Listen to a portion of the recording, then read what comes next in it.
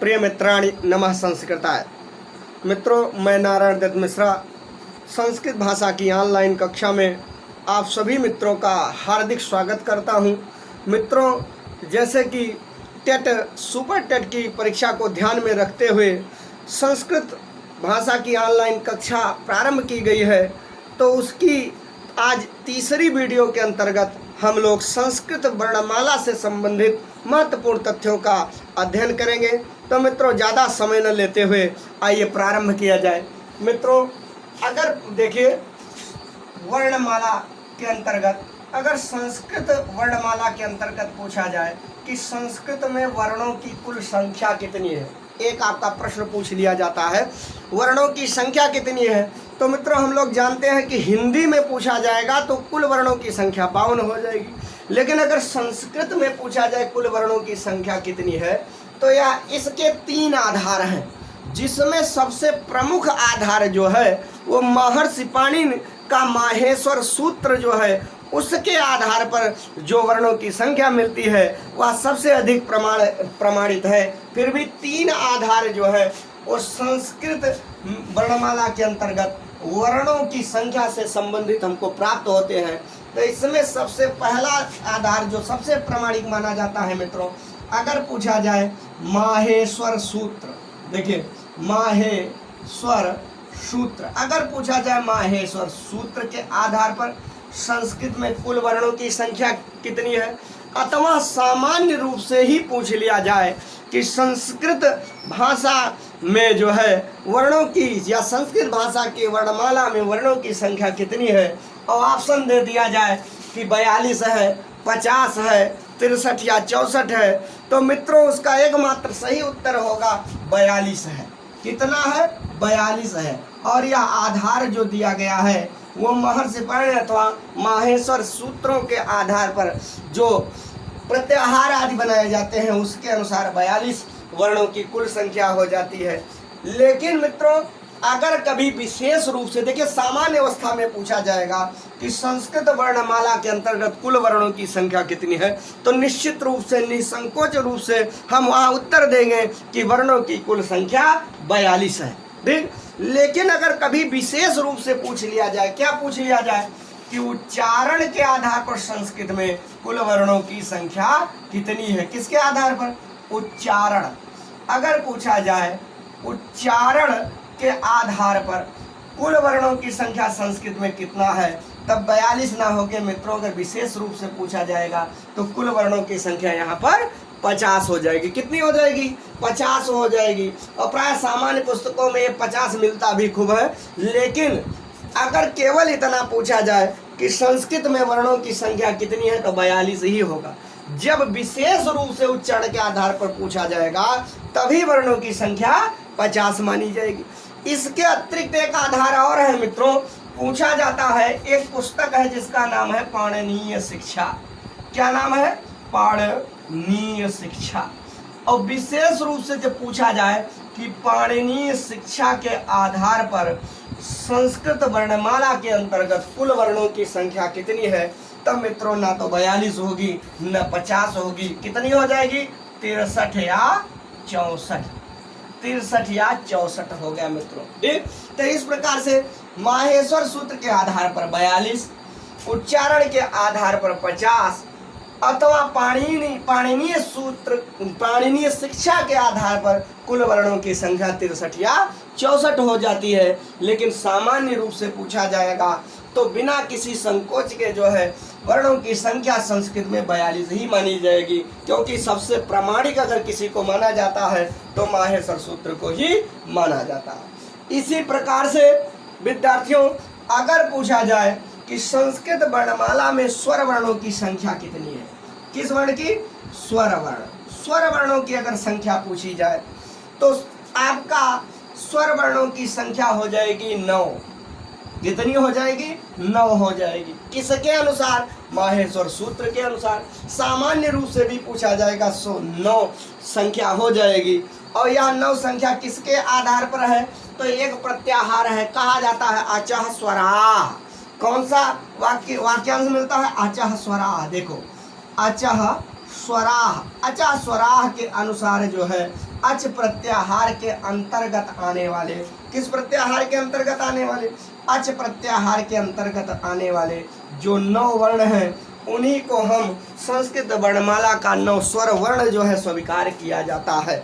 ये एक सामान्य जो है जानकारी हुई मित्रों। लेकिन अगर विशेष रूप से पूछा जाए कभी कि उच्चारण के आधार पर संस्कृत में कुल स्वर वर्ण कितने होंगे, तब अगर ऐसा विशेष रूप परिस्थितियों में पूछा जाता है तब ना हो करके उसका उत्तर हो जाएगा कि उच्चारण के आधार पर कुल स्वर वर्णों की संख्या जो है 9 के स्थान पर 13 हो जाएगी। कितना हो जाएगी?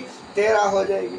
इसी प्रकार से मित्रों अगर पूछा जाए पाणिनीय शिक्षा के आधार पर संस्कृत वर्णमाला में स्वर वर्णों की कुल कितनी संख्या है, तब यहाँ पर ना तो 9 माना जाएगा न 13 माना जाएगा, बल्कि एक विशेष प्रकार मान लिया जाएगा। क्या मान लिया जाएगा? 21 या 22। कितनी हो गई स्वर पाणिनीय शिक्षा के आधार पर स्वरों की संख्या? तो 21 या 22 हो गई।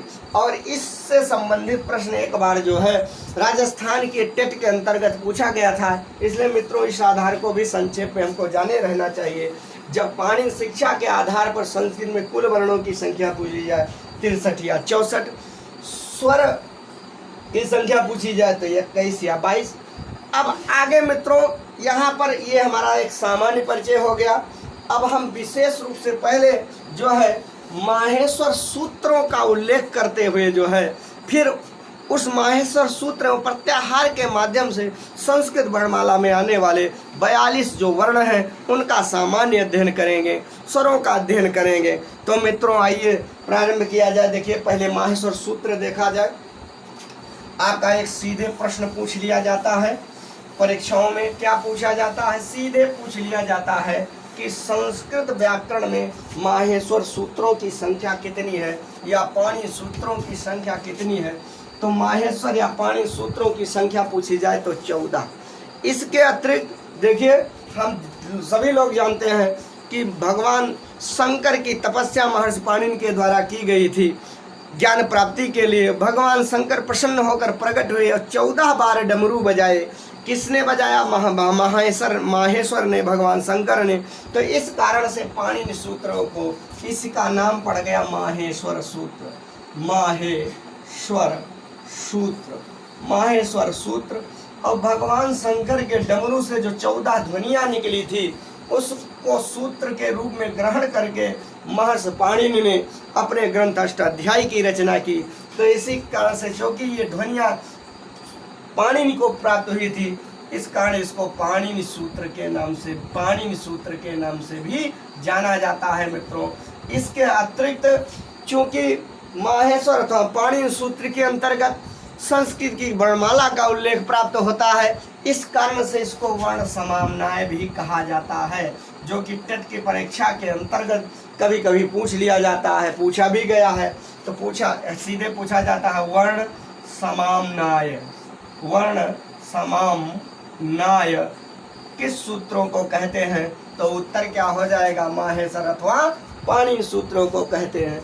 अब देखो मित्रों वर्ण को ही अक्षर भी कहा जाता है, इसलिए इस सूत्र का एक नाम अक्षर समाम्नाय भी मिलता है और परीक्षाओं में पूछा भी जाता है। पूछा जाए अक्षर समाम्नाय किसे कहते हैं तो माहेश्वर सूत्र को कहते हैं। और इसके अतिरिक्त शिव सूत्र भी कहते हैं, क्योंकि भगवान शंकर का ही शिव भी नाम है, माहेश्वर भी नाम है। अब देखिए अगर इसकी संख्या पूछी जाए, माहेश्वर सूत्रों की कुल संख्या कितनी है, तो इसकी कुल संख्या हम सभी लोग जानते हैं कि 14 सूत्र है। ठीक, कौन कौन से हैं? देखिए पहला सूत्र क्या है माहेश्वर सूत्र का? तो पहला सूत्र है आयऊण। क्या हो गया? आयऊण। देखिए पहला माहेश्वर सूत्र आ ई उ ड़। और दूसरा सूत्र पूछा जाए तो आयऊण के बाद आ जाता है रिल रिक। कौन सा सूत्र होगा मित्रों? रिल रिक। आयऊण रिल रिक। ठीक, और तीसरा जो हो जाता है रिल रिक के बाद हो जाता है ए ओम। कौन सा सूत्र हो जाता है? ए ओम हो जाता है। चौथे सूत्र की बात की जाए तो चौथा सूत्र है आय आउच। देखिए मित्रों, पहले इस 4 सूत्रों को की विशेषताओं को समझ लिया जाए, इससे संबंधित क्वेश्चन आदि क्या पूछे जाते हैं उसको समझा जाए। तो मित्रों देखो, ये जो प्रारंभ के 4 सूत्र हैं माहेश्वर सूत्र, इसी को अगर देखा जाए तो इस चारों सूत्रों के अंतर्गत अगर कभी पूछा जाए कि कितने सूत्रों के अंतर्गत संस्कृत वर्णमाला के स्वर वर्णों का उल्लेख किया गया है, तो उसका उत्तर हो जाएगा 4 सूत्रों के माध्यम से संस्कृत के स्वर वर्णों का उल्लेख किया गया है। कैसे किया गया है? तो मित्रों देखिए, इसी अयौर सूत्र का आ लेकर के और अयौज सूत्र का चा लेकर के एक प्रत्याहार बनाया जाता है जिसका नाम है अच। अच प्रत्याहार हो गया। और इसके अंतर्गत आने वाले जो 9 स्वर वर्ण हैं, इन्हीं को संस्कृत का स्वर वर्ण माना जाता है। 9 स्वर वर्ण इसके अंतर्गत आ जाते हैं। कैसे आते हैं मित्रों? प्रत्याहार के माध्यम से हम लोग जानते हैं कि वर्णों का ज्ञान कराया जाता है। 2 वर्णों के माध्यम से बहुत सारे वर्णों का ज्ञान कराया जाता है। अब देखेंगे कैसे गिनेंगे, तो देखेंगे कि अच प्रत्याहार का आ किस सूत्र से लिया गया? अयौर। और चा कहाँ से लिया गया? अयौज का चा ले लिया गया। ठीक, अब यही आ से गिनना प्रारंभ करेंगे तो आ हो गया, ई हो गया, ऊ हो गया, अणा आया। तो अणा जो अंतिम वर्ण होता है सूत्रों का, उसका पूछा जाए क्या नाम है, तो इत संज्ञा इसकी होती है। और जो इत संज्ञक वर्ण होता है उसका तस् से तो लोपा से लोप हो जाता है। अर्थात जब वर्णों की गणना करने लगते हैं तो अंतिम वर्णों को छोड़ दिया जाता है, तो अड़ा को नहीं लिया जाएगा। इसके बाद आगे बढ़ेंगे, री, ली और का को फिर छोड़ दिया जाएगा क्योंकि ये अंतिम वर्ण है। फिर ए, ओ और अंतिम अक्षर जिसको हम अंगास अशुद्धि के कारण से कहते हैं, जिसका उच्चारण मुख और नासिका दोनों की सहायता से करना चाहिए, तो अंतिम एवं सूत्र का वर्ण जो है इसको भी छोड़ दिया जाएगा। अब फिर अयौच का आय ले लिया जाएगा, औ ले लिया जाएगा, अंतिम वर्ण चा फिर छोड़ दिया जाएगा। अब प्रत्याहार का ये अंतिम संज्ञक वर्ण हमको चा मिल जाता है। यहीं पर गिनना भी प्रारंभ बंद कर देंगे। और इस प्रकार से जितने भी वर्ण हमको प्राप्त हुए वही 9 स्वर वर्ण जो है अच प्रत्याहार के अंतर्गत आते हैं। सीधे क्वेश्चन पूछे जाते हैं कि अच प्रत्याहार के अंतर्गत कितने वर्ण आते हैं, तो उत्तर हो जाएगा 9 स्वर वर्ण आते हैं। और इसी को कहा जाता है आचा स्वरा। तो ये 4 या स्वर वर्णों का उल्लेख कितने सूत्रों के माध्यम से किया गया है, तो 4। अब इसके आगे का सूत्र जो है मित्रों उसको हम देखेंगे। अयौच, अयौण, ऋलृक एवं अयौच। और 5वां सूत्र अगर पूछा जाए, कभी कभी क्रम भी पूछ लिया जाता है, 5वां पूछा भी गया है टेट की परीक्षा में, तो 5वें सूत्र अगर इसका पूछा जाए तो उसका नाम है हयवरट, हयवरटा। और 6वां सूत्र अगर देखा जाए तो 6वें सूत्र का नाम है हयवरट के बाद आ जाता है लड़। अब देखो विद्यार्थियों, इन 2 सूत्रों के माध्यम से संस्कृत वर्णमाला के अंतस्थ वर्णों का जो है बोध कराया गया है। अगर हा को छोड़ दिया जाए, इसी 2 सूत्र के माध्यम से एक प्रसिद्ध प्रत्याहार का निर्माण किया जाता है। हयवरट सूत्र से क्या लिया जाएगा? या ले लिया जाएगा। और फिर लड़ सूत्र का अंतिम इत संज्ञक वर्ण अणा ले लिया जाएगा और एक प्रत्याहार बन जाएगा यण प्रत्याहार। अगर पूछा जाए यण प्रत्याहार के अंतर्गत कौन से वर्ण आते हैं, तो उसका उत्तर हो जाएगा अंतस्थ व्यंजन वर्ण। अंतस्थ व्यंजन वर्ण कौन से व्यंजन वर्ण? अंतस्थ व्यंजन वर्ण, जिनकी संख्या कितनी होती है, तो मित्रों 4 होता है। ये 4 वर्ण जो आते हैं इन्हीं को अंतस्थ व्यंजन वर्ण कहते हैं। अब देखिए मित्रों, संस्कृत वर्णमाला के अंतर्गत जो है स्वर वर्णों का क्रम जो है वो हिंदी की तरह से ही है, परंतु व्यंजन वर्णों का क्रम जो है वो उल्टा दिया गया है। या उल्टा उसमें भी अगर कभी पूछा जाए कि माहेश्वर सूत्र के अंतर्गत सर्वप्रथम किन वर्णों का उल्लेख किया गया है, तो यहाँ पर हम मित्रों को देखेंगे कि हाँ को अगर छोड़ दिया जाए तो सर्वप्रथम जो है अंतस्थ व्यंजन वर्णों का उल्लेख किया गया है। संस्कृत वर्णमाला के अंतस्थ व्यंजन का वर्ण का उल्लेख जो है वो माहेश्वर सूत्र में सबसे पहले किया गया है। अब इसमें जो है फिर उल्टा चलते हुए सबसे पहले जो है अंतस्थ के बाद फिर जब क्रम आता है तो पंचम वर्ण कहा जाता है। और किस सूत्र में? तो सातवां सूत्र। सातवां सूत्र क्या है? तो य म नु ळ न म इमंगणनम। इमंगणनम कौन सा सूत्र हो गया? इमंगणनम।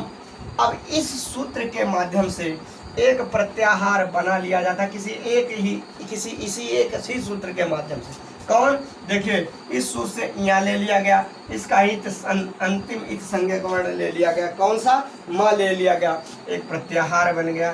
कौन सा प्रत्याहार? यम। और पूछा जाए यम प्रत्याहार के अंतर्गत कौन से वर्ण आते हैं? तो वर्गों के पंचम वर्ण आते हैं। कौन से वर्ण? पंचम वर्ण। ये पंचम वर्ण आते हैं और इन्हीं पंचम वर्णों को विद्यार्थियों अनुनासिक वर्ण के नाम से भी जाना जाता है। इन्हीं को अनुनासिक वर्ण भी कहते हैं। अनुनासिक वर्ण इसलिए कहते हैं क्योंकि इनका उच्चारण हम आगे चल करके देखेंगे उच्चारण स्थान के अंतर्गत कि मुख और नासिका दोनों से होता है।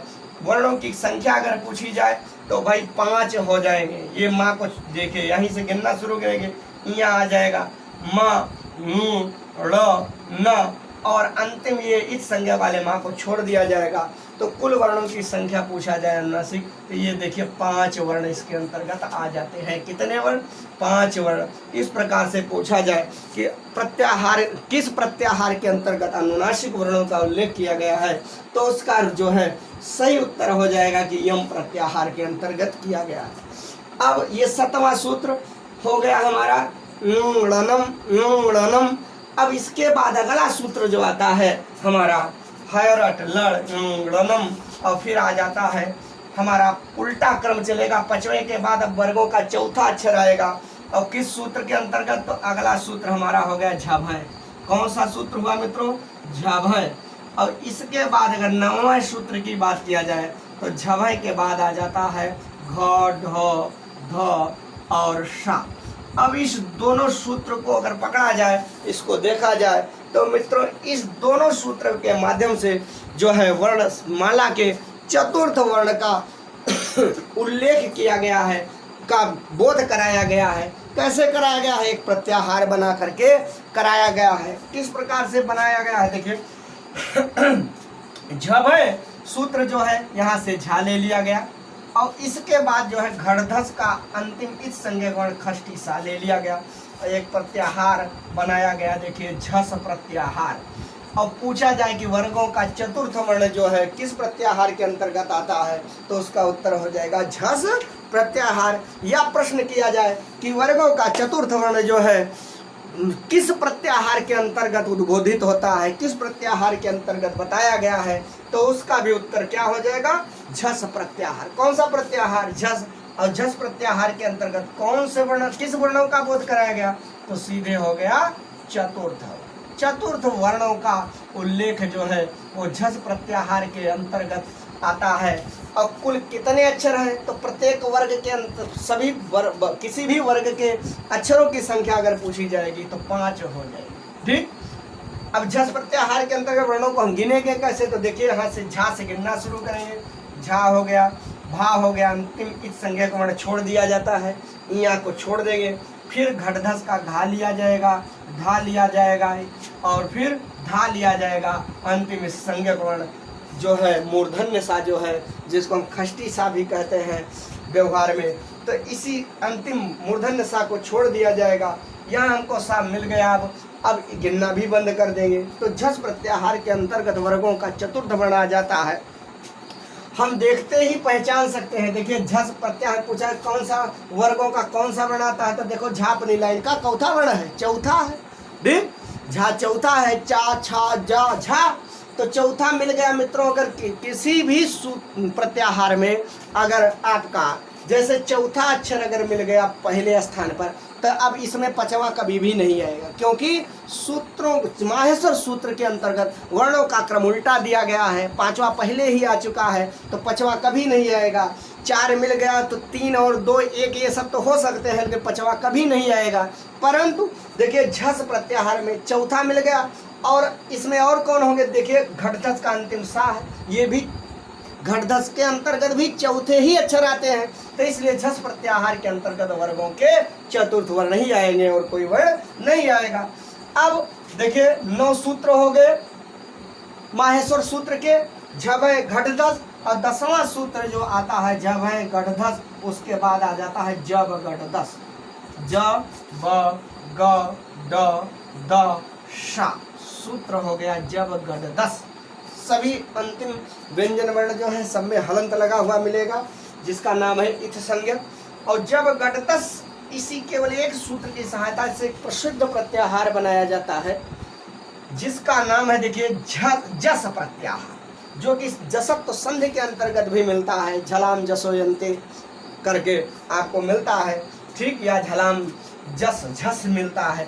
अब यहाँ से देखिए जा लिया गया और अंतिम संज्ञक वर्ण तालब बिसा लिया गया, जिसको बड़ा सा हम कहते हैं, और एक बना लिया गया प्रत्याहार जस प्रत्याहार। देखो कभी भी पूछा जाए जस प्रत्याहार के अंतर्गत वर्गों के कौन से वर्ण आते हैं, तो देखते ही हम पहचान सकते हैं। देखिए जा अपनी लाइन का कौन सा अक्षर है, चा छ जा, तीसरा है ना, तो जस प्रत्याहार के अंतर्गत वर्गों का तीसरा वर्ण आ जाएगा, और कोई इसलिए नहीं आएगा क्योंकि यह प्रत्याहार केवल एक सूत्र के माध्यम से बनाया गया है। इसका अंतिम इत संज्ञक वर्ण जो तालब बिसा है वह भी जब गढ़दस सूत्र का ही है, और इस पूरे सूत्र के अंतर्गत केवल वर्गों के तीसरे ही वर्ण आएंगे। इसलिए जस प्रत्याहार के अंतर्गत पूछा जाए वर्गों का कौन सा वर्ण आता है, तो तृतीय वर्ण आ जाता है, तृतीय वर्ण। संख्या पूछी जाए तो एक वर्ग बन रहा है, इसलिए इसमें भी कुल वर्णों की संख्या 5 हो जाएगी। ठीक, गिने गए कैसे, तो देखिए जस का जा, यहाँ से जा ले लिया गया, बा लिया गया, गा लिया गया, डा लिया गया, दा, अंतिम संज्ञक वर्ण जो है तालब विसा उसको छोड़ दिया गया, क्योंकि अंतिम संज्ञक वर्ण छोड़ दिया जाता है, और सा हमको मिल गया तो आगे गिनना भी छोड़ देंगे। तो इस प्रकार से माहेश्वर के 10 सूत्र हो गए। अब 11वें सूत्र की बात किया जाए तो झभय घड़दस, जब गढ़दस, और उसके बाद आपका आ जाता है 11वां सूत्र ख फ छ ठ त च ट तौ। कौन सा सूत्र, ख फ छ ठ थ च ट त वा में हलंत हो गया, ये इत संज्ञक वर्ण हो गया। इसके साथ इसी के तुरंत बाद पहले 12वां सूत्र जो है वह कपया आता है, इसको भी ग्रहण करते हैं, देखते हैं कपया। अच्छा, अब मित्रों देखो ये पहले 11, अगर एक प्रश्न हाँ और भी पूछा जा सकता है, अगर कभी पूछा जाए माहेश्वर सूत्र का सबसे बड़ा या सर्वाधिक बृहत जो है वह सूत्र कौन सा है, सबसे बड़ा माहेश्वर का सूत्र कौन है, तो मित्रों उसका उत्तर हो जाएगा ख फ छ ठ त च ट तौ। क्या, ख फ छ ठ त च ट तौ, ख फ छ ठ त च ट तौ, ये माहेश्वर सूत्र का सबसे बड़ा सूत्र है। इस सूत्र के अंतर्गत किन वर्णों का बोध कराया गया है, तो देखिए यहाँ पर अगर हम देखेंगे, देखिए तो खा से लेकर ये ख फ छ ठ थ यहाँ तक वर्गों का द्वितीय वर्ण दिखाया गया है। उसके बाद आपका आग था तक द्वितीय वर्ण दिखाया गया, फिर चा टा ता, ये यहाँ से लेकर के वा को छोड़ करके, और फिर का पा, और फिर अंतिम या को अगर छोड़ दिया जाए तो पहला वर्ण हो जाएगा यहाँ देखिए चा टा ता का पा, ये जो है वर्गों के प्रथम वर्ण है। और देखिए यहाँ पर अगर पूछा जाए, देखिए ये आपका देखिए ख फ छ ठ थ, इसके बाद कोई इथ संज्ञक वर्ण नहीं है। अगर कोई इथ संज्ञक वर्ण होता तो हम द्वितीय वर्णों के लिए जो है विशेष रूप से एक स्पेशल प्रत्याहार बना सकते हैं, लेकिन चूंकि इथ संज्ञक वर्ण नहीं है इसलिए वर्गों का द्वितीय वर्ण प्रदर्शित करने के लिए कोई विशेष प्रत्याहार का निर्माण नहीं किया जा सकता, या किसी ऐसे प्रत्याहार का निर्माण नहीं किया जा सकता जिसके अंतर्गत केवल वर्गों के द्वितीय वर्ण आए, क्योंकि था के बाद जो है कोई इथ संज्ञक वर्ण ना हो करके, बल्कि चा टा ता के बाद वा जो है इथ संज्ञक वर्ण है। तो अगर हम ये यहाँ से खा और वा लेते हैं तो खौ प्रत्याहार बनेगा, जिसमें द्वितीय वर्ण आ जाएंगे और साथ साथ प्रथम वर्ण के वर्ग के तीन वर्ण चा टा ता हो जाएंगे। तो इस प्रकार से अब हम करते क्या है, देखिए इस दोनों सूत्रों को लेते हैं, यहाँ से खा ले लेते हैं और कपय का या ले लेते हैं, एक प्रत्याहार बनाते हैं जिसका नाम हो जाएगा खय प्रत्याहार। अब पूछा जाए खय प्रत्याहार के अंतर्गत वर्गों के कौन से वर्ण आएंगे, तो मित्रों एकदम स्पष्ट है। देखिए ख फ छ ठ थ तक आपके वर्गों के द्वितीय वर्ण हो जाएंगे। और इसके आगे च ट ता यहाँ से लेकर के अंतिम इत संज्ञक वर्ण को छोड़ दिया जाएगा और फिर का प और अंतिम संज्ञक वर्ण या को छोड़ करके हम देखेंगे तो पहला अक्षर वर्गों का हो जाएगा। तो ख प्रत्याहार में पूछा जाए वर्गों के कौन कौन से वर्ण आते हैं, तो देखो ख फ छ ठ थ यहाँ तक आपका हो गया द्वितीय वर्ण, वर्गों का द्वितीय वर्ण। इसके आगे जब गिनना प्रारंभ करेंगे तो देखो वर्गों का प्रथम वर्ण प्रारंभ यहीं से हो जाएगा, चा से, च ट ता अंतिम संज्ञक वर्ण वा को छोड़ा गया, फिर का और पा को लिया गया, अंतिम इत संज्ञक वर्ण या को छोड़ देंगे, गिनना भी बंद कर देंगे और इसके अंतर्गत वर्गों का जो यहाँ चा से लेकर के कपय के पा तक जो है वह वर्गों का प्रथम वर्ण हो गया, प्रथम वर्ण हो गया। इस प्रकार से यहाँ पर अगर पूछा जाए खर प्रत्याहार के अंतर्गत कौन से वर्ण आते हैं, तो वर्गों का द्वितीय एवं प्रथम वर्ण आता है। कुल कितने अक्षर आते हैं, तो क्योंकि 2 वर्ग बन रहा है और प्रत्येक वर्ग के अंतर्गत 5 अक्षर आते हैं, तो 5 दूनी 10 बराबर कुल मिलाकर के आपका ख प्रत्याहार के अंतर्गत कुल वर्णों की संख्या 10 हो जाएगी। ठीक, अब अगला सूत्र देखेंगे। 2 सूत्र बचे हुए हैं। एक हो गया हमारा 13वां सूत्र हल, वो ससर, 13वां स श र स श सर ससर। ठीक, और 14वां एवं अंतिम सूत्र हो गया हल। मित्रों, इस 2 सूत्रों के माध्यम से संस्कृत वर्णमाला के ऊष्म व्यंजन वर्णों का बोध कराया गया है। कैसे कराया गया है, देखिए यहाँ से सा लिया गया, ये तालव्य वाला सा, बड़ा सा जिसको हम सामान्य रूप से कहते हैं, और हल प्रत्याहार का ला ले लिया गया और प्रत्याहार क्या बनाया गया, प्रत्याहार बन गया सल प्रत्याहार। देख, सल प्रत्याहार बन गया। अब सीधे प्रश्न पूछ लिया जाता है, परीक्षाओं में पूछ लिया जाता है कि सल प्रत्याहार के अंतर्गत, सल प्रत्याहार के अंतर्गत ऊष्म व्यंजन बढ़ाते हैं। कौन? 4 ऊष्म व्यंजन बढ़ाते हैं, ऊष्म व्यंजन वर्ण। ठीक, कैसे आते हैं, तो देखिए यहाँ से गिनना, सल का सा देखेंगे तो यहाँ ससर में लिया गया, सा लिया जाएगा, ये तालव्य सा, मूर्धन्य सा, दंती सा, अंतिम संज्ञक वर्ण रा को छोड़ देंगे, फिर हल्का हा ले लिया जाएगा और ला अंतिम संज्ञक वर्ण को छोड़ देंगे। इस प्रकार से सल प्रत्याहार के अंतर्गत 4 ऊष्म व्यंजन वर्णों का उल्लेख किया गया है। मित्रों, इस प्रकार से जो है एक प्रश्न पूछ लिया जाता, एक वाक्य मिलता है संस्कृत में, कहा जाता है कादयो मावसानः स्पर्शा, अर्थात का से लेकर के माँ तक के जो 25 व्यंजन वर्ण हैं उनको स्पर्श कहा जाता है।